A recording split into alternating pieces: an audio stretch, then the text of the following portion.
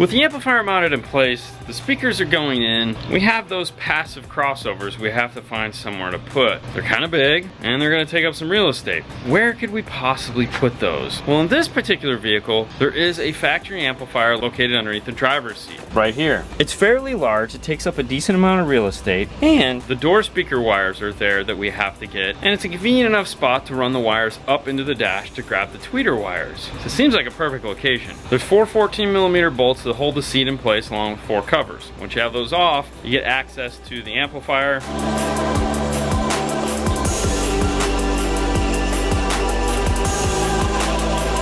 Take a look. There's 3 little pop head clips here that need to come off. A small flat head. Remove the plastic cover. This little guy here, it's tiny, is the factory amplifier. It takes up way more real estate than you could possibly need, that is for sure. Which is okay because we're gonna need some room for our crossovers.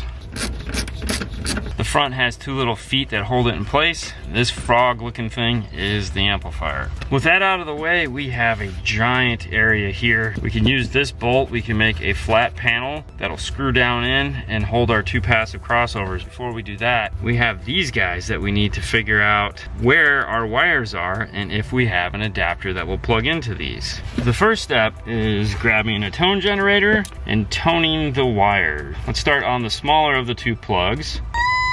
The passenger mid-bass, the driver's mid-bass. I'm kind of excited about that because this is just a standard 1761 harness. Let's keep going and see what we have on here. There's a chance that the high wires are here as well because one of the unique things about how this system works, a weird high level to low level system. The radio in fact powers the 2 tweeters in the dash, but it also sends the signal to this amplifier to power up the front mid-bass and the rear mid-bass. So there's a chance that the 2 tweeter wires will be here only because it's looped through the radio up front. It's almost scary. Yes, these 2 wires here are giving us those, and right next to it are the other 2. These 2 speakers here are the 2 rear door tweeters that we're not retaining. That means I can mount my crossovers here. I have my wires ran up from the front channels of the amplifier already. I just need to see if I have a harness that'll plug into both of these and give me our outputs. Then I can make a mount and keep it super simple. iData might make a harness for this. I'm gonna go find out. And in fact, iData does make one, the AT03. Let's head over to the bench and we'll take a look at it. This is designed when adding an AR system into the JBL system. The JBL amp uses the same plugs. They are pinned differently, but we don't care about how they're pinned. We just want the plugs. In this case, this plug here and this plug here. For the most part, none of this other stuff even matters. I'm gonna remove positive and negatives on here. This black wire, yellow wires. And that frees us up the 2 harnesses that we need, which are these. I know from when I just tested that, these are definitely pinned wrong. We're not gonna need the purple and greens, and we're not gonna need these oranges. Well, that leaves us with black stripe and red stripe. Red stripe's typically tweeter, black stripe we typically use as a mid-range, but they're backwards. This was the mid-bass harness, this was the tweeter harness, and they're not in the right spot. These are the wires we're gonna need. These are the plugs we're gonna need. We just have to combine these 2 to create the plugs that will work in this car. Let's hop in the car and do that. We are gonna need a polarity tester to do this. For that, we use the PT9A Plus. This is going to pop the speaker and tell us which one of these is positive and negative.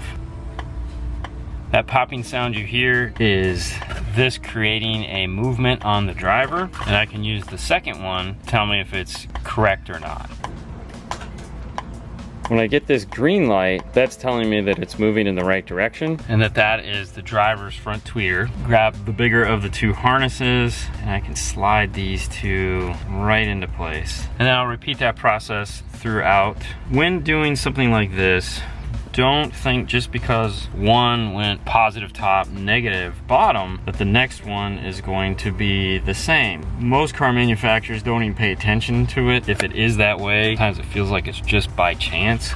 In this case, we were fortunate. Pink and light green are both positive. Pink is driver, light green is passenger. And this tweeter harness is ready to get installed. On the mid-bass, there's a pink on the driver's side and a light green on the passenger side that are positive. Both of them are on the top. So in this case, we got lucky. All the top rows were positive, all the bottom rows were negative.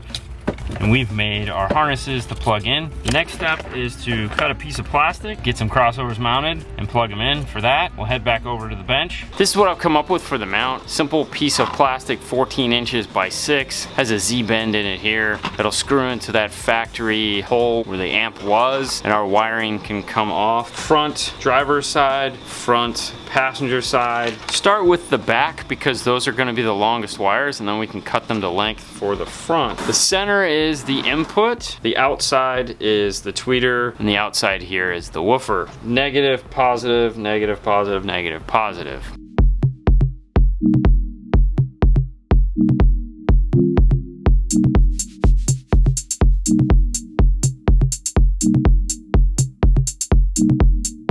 With the first set of wires in place, we'll insulate them, and then we'll zip tie them down. Just because these are going underneath the seat, we want them nice and tight so they don't get caught on anything.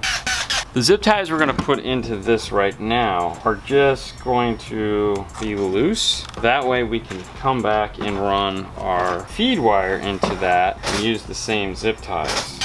One nice thing about using the wire ruler a lot is you kind of figure out where that gap is. You do it some often, something like this, where you just need to drill 2 holes side by side, kind of muscle memory. This one I'm going to tighten up, which I'll cut off and replace, but I need that so I can figure out where they need to go. And this is the completed, all wired up with the exception of the inputs. This plug is over here. I'm hoping to be able to have enough to where this will be able to tuck up in behind the carpet so you won't even be able to see it. Let's head into the car, get this all finished up. And this is exactly what I was hoping for. I was able to move the harness into this area here where there was an open space for it. So there's not a big white harness just sticking out here. This tucks up underneath there. Everything is zip tied into place. Color coded, easy to see, easy to service, bolted down. Fernando just told me the fuse holder is done and wired up. He had me make this cool audio control 5-star badge to go on to it. It's using the factory front bolt here. Remove this, the whole thing comes off, and of course this fuse holder just unsnaps so you can move it out of the way to get the battery out of the car. Are we good, Fernando? Oh, we are wonderful.